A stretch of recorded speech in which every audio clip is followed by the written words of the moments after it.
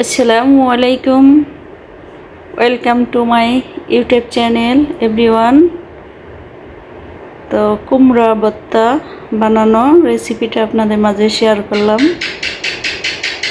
তো প্রথমত কুমড়াগুলো piece piece করে কেটে লবণ দিয়ে মিক্স করে রাখছিলাম প্রায় 15-20 মিনিটের মতো।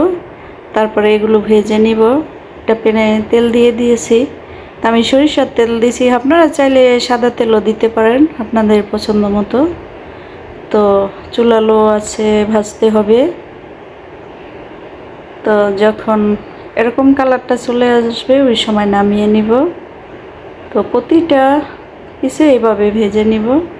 তারপরে শুকনো মরিচ ভাজবো, কিছু পেঁয়াজ কুচি করে রেখেছি, এগুলো হাফ বয়েল করে ভাজবো। তো মরিচ আপনারা চাইলে বাড়াইয়াও দিতে পারেন। আমার যেহেতু বাচ্চা বেশি ঝাল খাইতে পারে না, এই জন্য আমি একটু কম দিলাম ঝালটা। তো আপনারা যেমন খান ওই রকমই ঝালটা দিতে পারেন। তো এখন মরিচগুলো গুঁড়া করে নিব হাত দিয়ে। তারপরে পেঁয়াজ মিক্স করব। তো এগুলোও ভর্তা করব। এই কুমড়াগুলো হাত দিয়ে মিক্স করে নিব, পেঁয়াজ মরিচ একসাথে। যেহেতু লবণ দেওয়া ছিল তো লবণ দিতে হয় নাই। তো আগেই তো কুমড়ায় লবণ দিয়েছিলাম।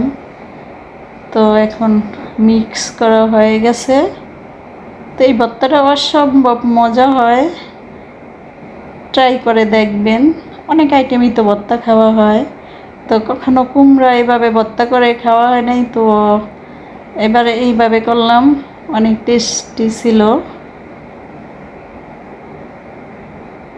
তো ভর্তাটা কেমন হলো কমেন্টে জানাবেন। যদি ভালো লাগে একটা লাইক দিবেন।